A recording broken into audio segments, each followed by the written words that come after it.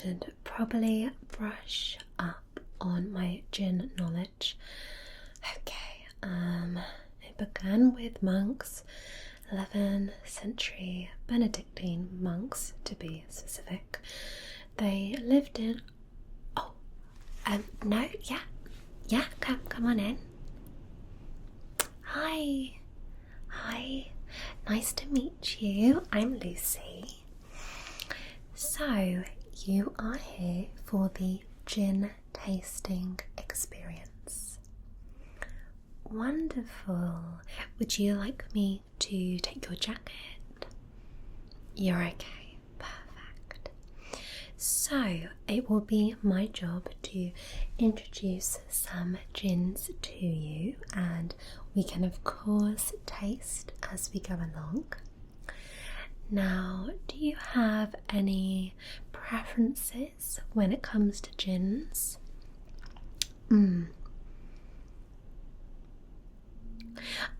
Me, I would say probably enjoy most gins. Yeah, probably most gins. I do rather prefer a Tanqueray. Number 10 specifically. But I have to warn you. I don't know if you noticed, but when you book this, you did get quite a special price. Oh, you did wonder why it was so cheap. Well, the reason is this particular place was doing gin tastings and they were going really, really well. Sadly, the person moved on to another place. Not up there. And basically, I was doing wine tastings. Didn't really have, much choice to come onto the gins. So today is actually my first ever gin tasting experience day. Oh no. You're in very safe hands. I mean, if there's one thing I know how to do, it's how to drink. So, we're just gonna have to learn together. And I actually picked up this little book. And if you like, we can just start by getting to know the basics of gin and then we'll get onto the tastings. Okay. So, do you know anything about the history of gin? No. Okay. Well, let's find out. So, as I was just reading, it began with monks, Benedictine monks in the 11th century. They lived in Salerno in southern Italy in a monastery surrounded by rolling hills and juniper trees. And they had a still, a swan-necked Olympic still, the kind invented by Abu Musa Jabir ibn Hayyan in Baghdad in the late 700s, and the kind you might find in your local gin distillery today.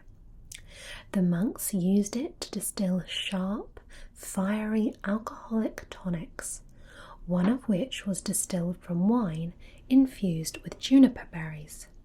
It wasn't exactly gin, not as we know it, but it was the first recorded juniper-scented spirit. Now, it goes into quite wordy stuff. Monks, early mixologists, blah blah blah blah blah blah blah. As a medicinal herb, juniper had been an essential part of doctors' kits for centuries. The Romans burned juniper branches for purification, and medieval plague doctors stuffed the beaks of their ghoulish masks with juniper to protect them from the Black Death. Across Europe, apothecaries handed out juniper tonic wines for coughs, colds, pains, strains, ruptures and cramps. These were a popular cure-all. So, goes on, blah, blah, blah, blah, blah, blah, blah. By the mid-16th century, alchemists had worked out how to distill spirits cheaply from grain. In Holland, good harvests filled the barns and trade routes brought spices from Southeast Asia in incredible quantities. By adding those spices and plenty of locally grown juniper to cheap malt spirit, the Dutch created an inexpensive brew that grew and grew in popularity. They called it Geneva. The Dutch took Geneva around the world, but it was Elizabeth I who accidentally brought it to England. The English quickly developed a taste for it, and by 1621 London had over 200 distilleries busy making strong and hot waters for a thirsty public. When the Dutch Prince William of Orange landed in Devon in 1688 and marched to London to take the throne, Geneva's place in English society was guaranteed. In 1710, 2 million gallons of spirits were drunk in England and Wales, and by 1743 it was over 8 million. Most of it was drunk in cities, and nowhere loved gin more than London, where 90% of all English spirits were distilled. A series of gin acts passed between 1729 and 1738 raised the duty on gin and the cost of distilling licence. Legal gin sales dropped, while juniper tonics made by surgeons became mysteriously more popular, and bootleggers were busier than ever.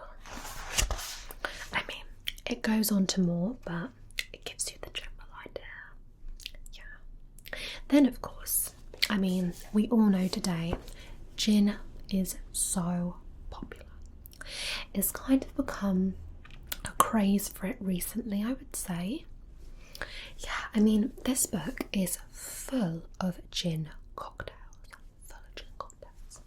But I thought today it would be really nice, as this is an introductory to gin, that we tried 4 different gins.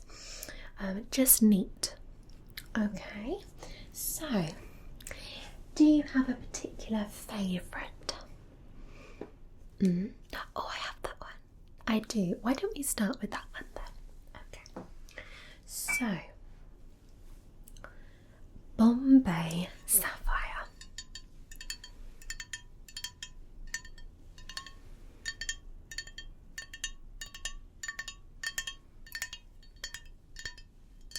So this has juniper berries from Italy, lemon peel from Spain, coriander from Morocco,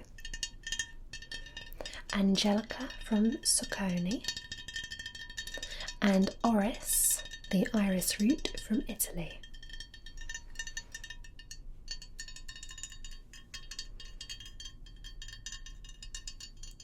And this is from a 1761 recipe.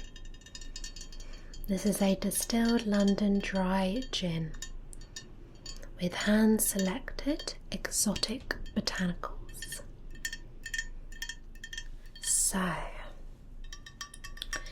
the tantalising, smooth and complex taste that you experience when you sip Bombay Sapphire gin is described as fresh. Oh, actually, how about we taste it first and then you tell me the notes that you pick up on? Okay, so let's get trying, get to the best bit. Okay, let's see if I can do this. There we go. Nice fresh bottle. So we're just going to try in a little shot glass each. Okay, there we go. Okay, just pop that down for a moment. So there you are. Okay, now just wait for a moment. I will get mine and we'll have a little taste together. Okay, there we go. Okay, so the first thing I want you to do is I just want you to take a little smell. Can you pick up on anything? Mm-hmm. It does have notes of citrus. Okay, and let's just take a small sip.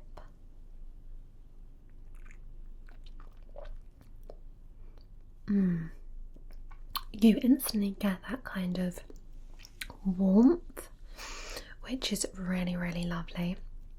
And I guess going back to what we said about it being used for medicinal purposes, this would really make sense because it gives you that nice warming feeling. Absolutely. So do you want to have another sip?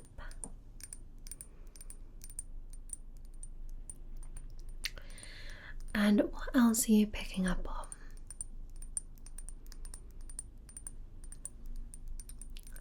Okay. Yeah, I would agree with that. Let me put mine down a second. So, this says that it's described as a fresh citrus flavour, juniper as well, combined with elegant light spicy finish.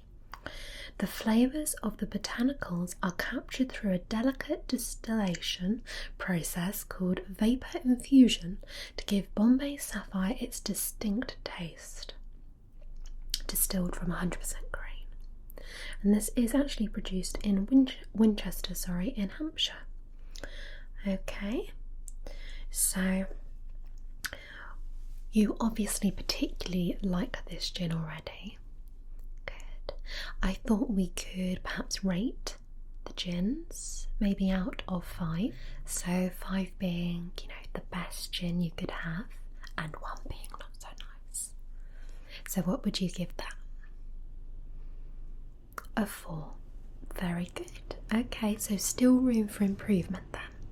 I like it. Yeah, you just keep that one there, that's fine. Let me get the next one prepared. Okay.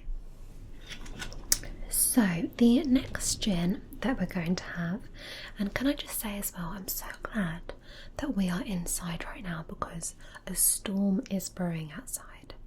It is, I think it's just very windy actually. I think so, but I'm glad we're in here. Anyway, the next gin is a classic. Okay, so this is Gordon's, and you can find this in most places in the world. It's kind of a staple of gin, I would say. And what I'll do afterwards as well is I'll ask you to try and detect which you think is the most alcoholic in terms of percentage and the least alcoholic. Okay, so this one is a unique blend of botanicals centered of course around juniper berries to create the ultimate refreshing taste. And I think this one makes for a particularly good cocktail gin. It's just a really good base, I think. So let's have a taste of this. Okay.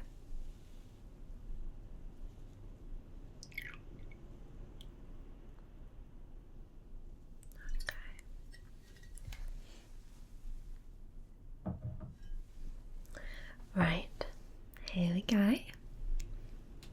Okay, and I'll just get my one.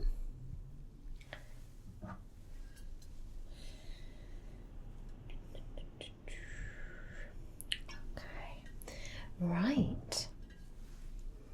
So again, let's start by taking just a smell. Okay.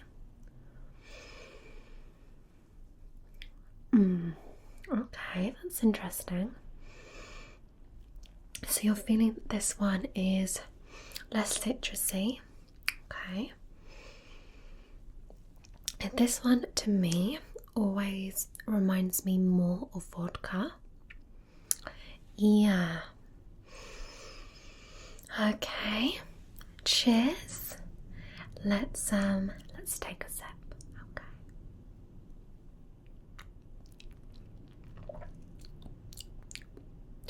So this one's quite interesting because it has, I would say, slightly more of a bitterness to it.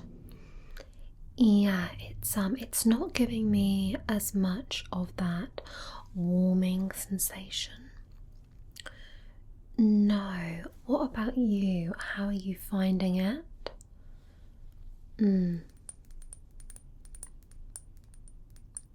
You're still preferring the Bombay. Okay.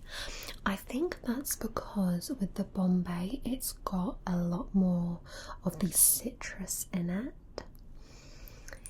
Yeah, this one is much plainer, I would say. Yeah, I think so.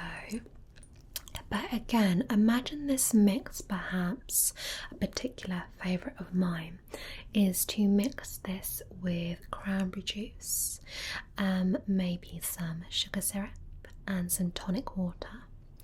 And I just think that works really, really well.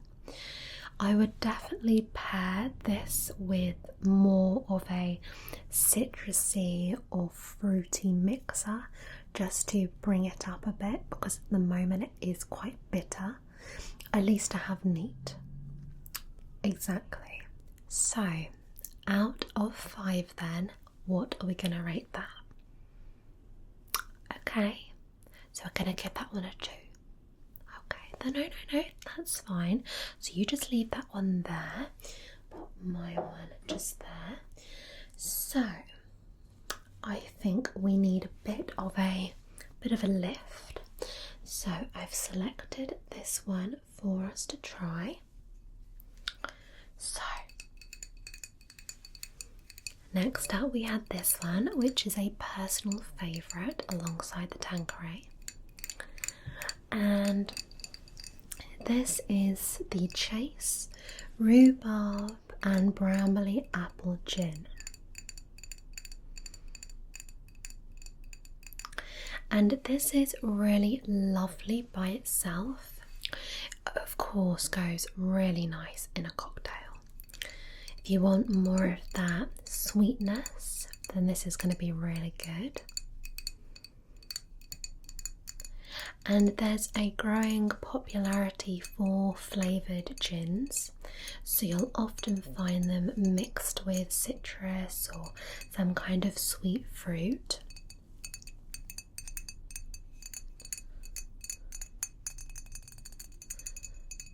Pink gin is becoming especially popular. So let's give this one a try, shall we? Okay. Have you had this one before? No. Okay. So, it smells lovely straight at the bottle. Really, really nice. Okay, so let's give you a try of this.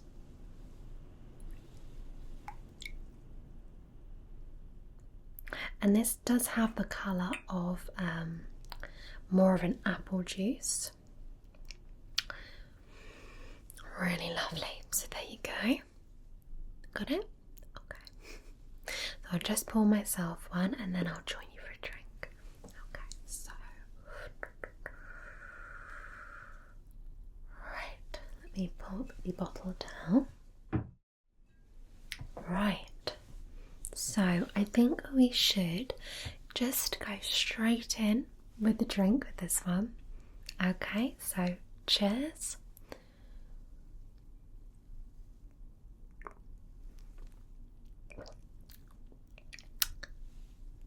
Yeah,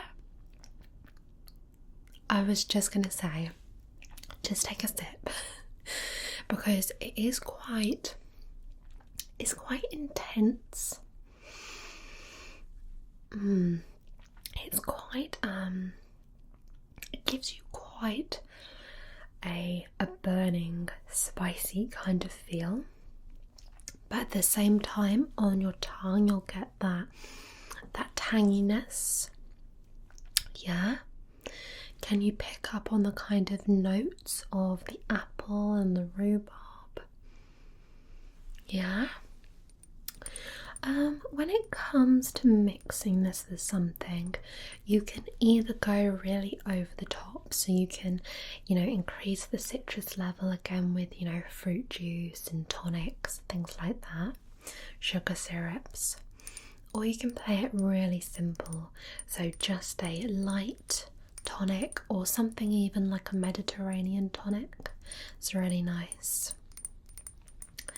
Just serve with a slice of lemon and some ice, and it's rather nice. So feel free to take, another sip if you're enjoying it. I better not, as I'm on the drops. Yeah? So what would you give that one out of 5 then? Oh, it's a strong competitor then. Another 4? Very interesting.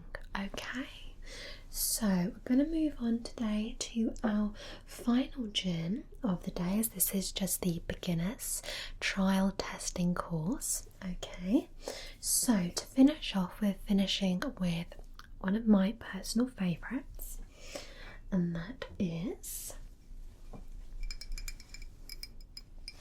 of course, Tanqueray number 10. And this is just really, really lovely. I like having this in the classic style. Now I'll show you a couple of the glasses as well that you can serve gin in. But for me, just keeping things simple with some tonic water and a wedge of lemon, I just think is so nice. Gin and tonic is often served with lime, but I think almost the kind of acidity that the lemon gives and a little bit of sweetness as well just really sets the two off. So let's have a try.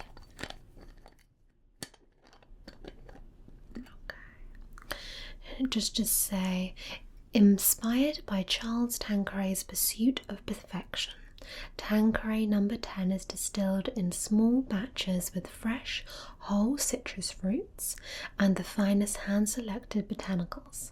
This is the ultimate gin for the ultimate cocktail, and our tribute to a pioneer in gin making. Okay, so let's have a try.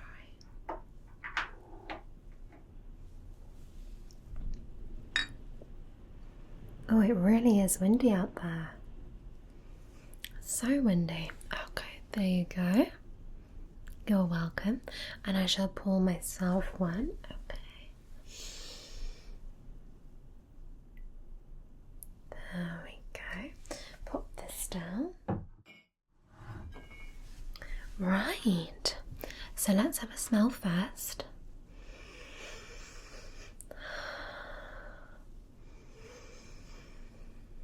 Okay, now compared to, let's say, the Gordons, I think that this one is a lot lighter.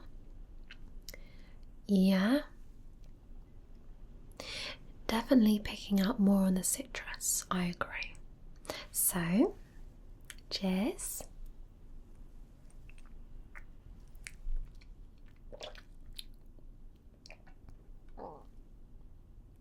Yeah.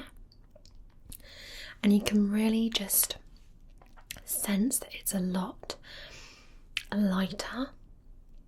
With the Gordons, it's very much more of a bitterness. With this, you get the nice warmth, but you're also getting that lift from the zestiness of the citrus. Yeah? And what do you reckon out of 5?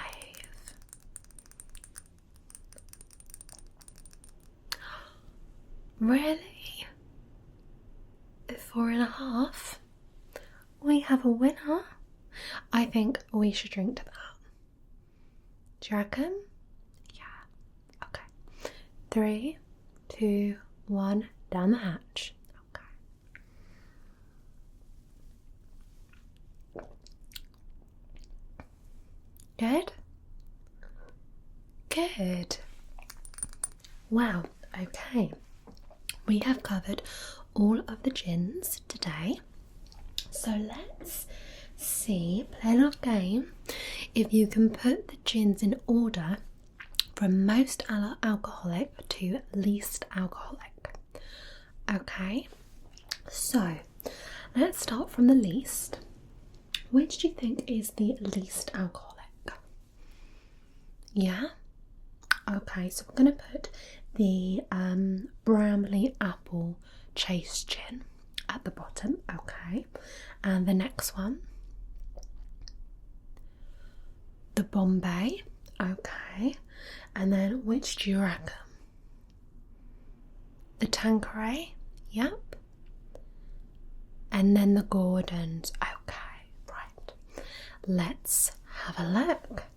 So the Chase Rhubarb and Bramley Apple is 40%. Okay. I feel like this is this used to be like a television game show thing, I think, where it was like the card is right. Your cards are right. Something like that.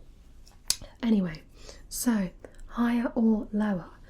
Next you said Bombay. Okay, let's have a look. Bombay is also 40%.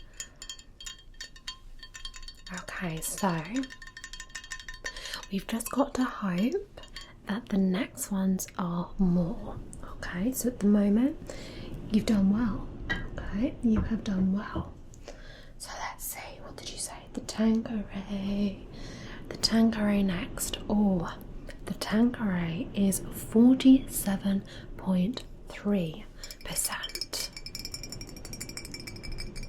So you potentially have liked one of the strongest gins. Right, let's find out if you're going to be the winner of the day. The Gordons is, oh, bad luck. The Gordons is 37.5%.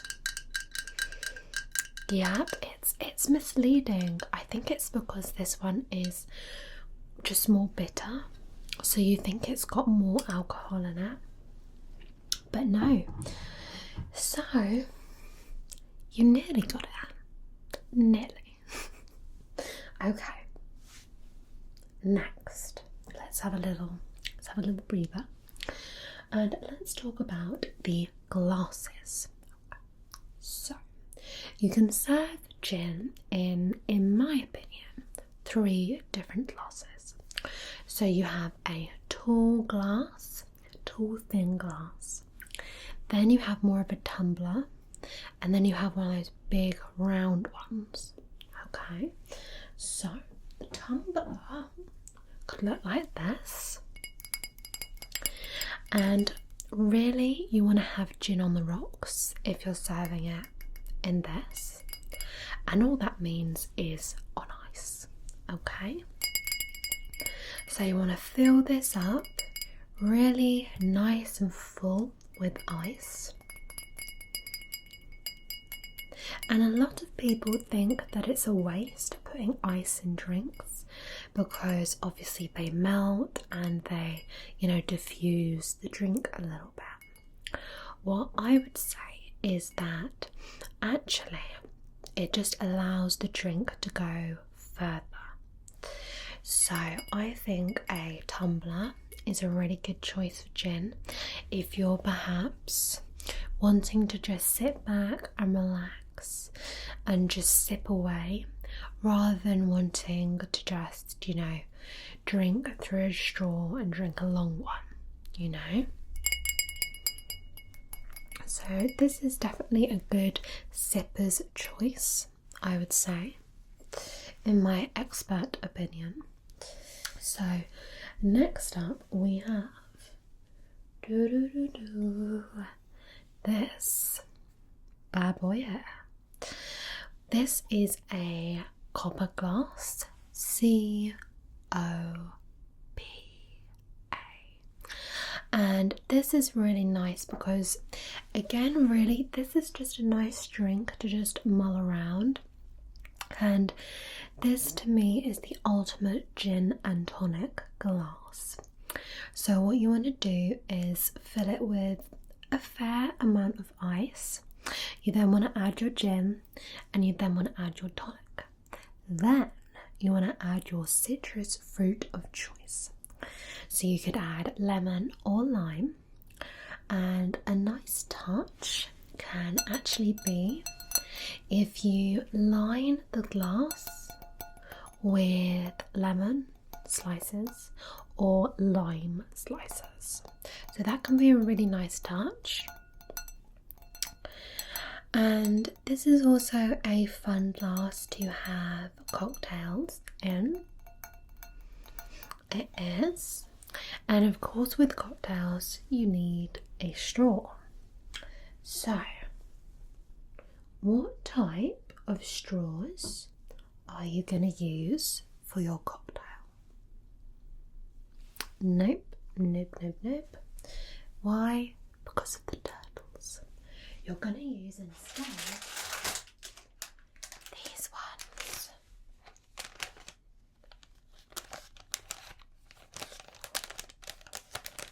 So this is a pack of paper straws. Okay. So these are quite good because they're just nice and light, and they're just very good at not hurting the environment, I would say. So what you would do is you would fill up your glass nice and high, and then you stick a straw in, and then it's a cocktail. Secrets. Special secrets. So that is quite good. Okay, so now what I think we should do is I should leave you with some ideas for cocktails. Yeah, because I think one of the most fun ways that you can drink gin is in a cocktail. So let's have a look at the cocktail book. Now, do you have a particular favourite gin cocktail? No? Okay. Well, come to the right place. So, this one is called the Corpse Reviver No. 2.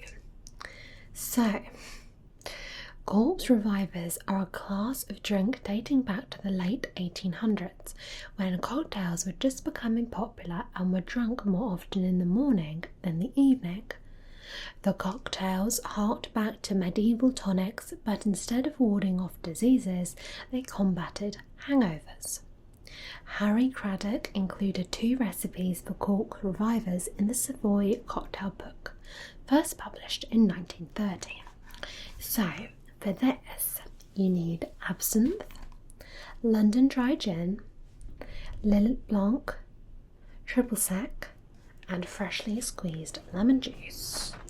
How does that sound to you? No. Right, how about you quite like citrusy things. Let me look for something a little bit more citrusy. Okay.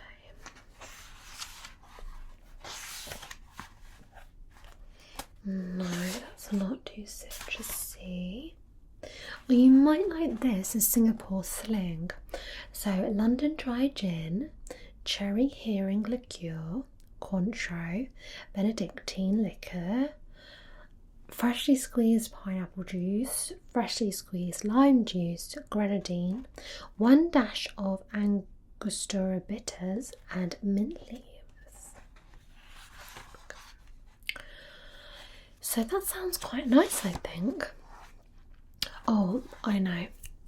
For you, I think you should have the bee's knees, because in this very short space that I've known you, and it has only been about like half an hour, but in this very short space that I've known you, I would say that you are the bee's knees. I just get this impression from you that you really are the bee's knees. So we need 2 teaspoons of runny honey, 2 teaspoons of hot water, 45 millilitres of London dry gin, 50 millilitres of freshly squeezed lemon juice, 50 millilitres of freshly squeezed orange juice, and an orange twist garnish. What do you reckon? No.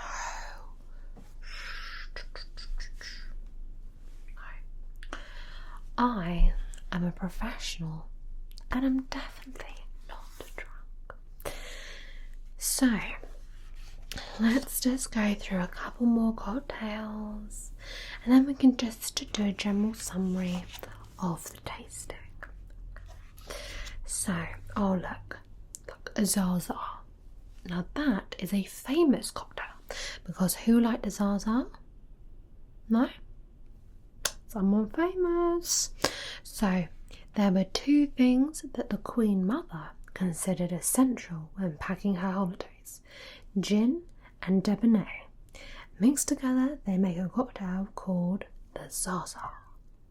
Or they did, until the Queen Mum became so closely associated with the drink that some bar menus changed the drink's name to the Queen's Mother. Typically, the Zaza is served in a straight-up martini glass, but the Queen's Mum preferred to drink it stirred on the rocks, and who am I to argue with such expertise? Easy to make, easy to drink. This cocktail is a lot of fun as long as you treat it with plenty of respect. So, you just need 60 ml of London dry gin and 60 ml of Debonnaire red and a lemon twist garnish. So I think that actually that sounds rather lovely. I think that sounds really nice. Just one more. Gin hot toddy. Do you like hot gin? Okay, let's look. Oh, this is my favourite. This is one of my favourite cocktails. So, this is a ramble. Ever heard of a ramble? Ramble bramble? So, if Dick Bradsell created the bramble to commemorate the blackberry bushes of his Isle of Wight childhood, then I've created this riff on it to remember the day trip to the pick-your-own farms of my youth. The trips to those farms all went the same way. We would arrive and be given boxes we would fill with strawberries, raspberries, black and red currants, and as well as filling our own bellies as we picked. We can't have been the only family who arrived at the cash desk with mucky-mouthed kids beaming red steam smiles. Anyway, the gin is made with raspberry gin, but actually you could make this with the rhubarb and brambly apple gin, brambly apple gin, freshly squeezed lemon juice, simple syrup, and creme de framboise, and a couple of raspberries to garnish. Yeah? I think that sounds nice. So, as a gift to you, I would like to thank you for coming along on this gin tasting extravaganza. So I'm going to hand you this. Now you can keep that. That's part of the experience. Keep that. Lovely. So, to sum up with the day, your favourite gin you've discovered is actually now the Tanqueray No. 10. Good, and that is the most alcoholic one. It is. And you've learnt about the glasses in which you serve. Good. And also the different cocktails that you could develop gin with. Good. And how have you enjoyed the day? Right. Okay. Well, thank you so much for your feedback. Thank you so much. And if you would like to just make your way out when you're ready. Okay. Bye-bye then. Bye-bye. Bye. Bye-bye. Okay. I think that went very well. Okay. Oh, hello. Hello, little phone. What are you doing there? Yes? Who is calling? Okay. Hello. Oh, hello, Sue. Yes, no, I have just done the gin tasting. I think it went very well.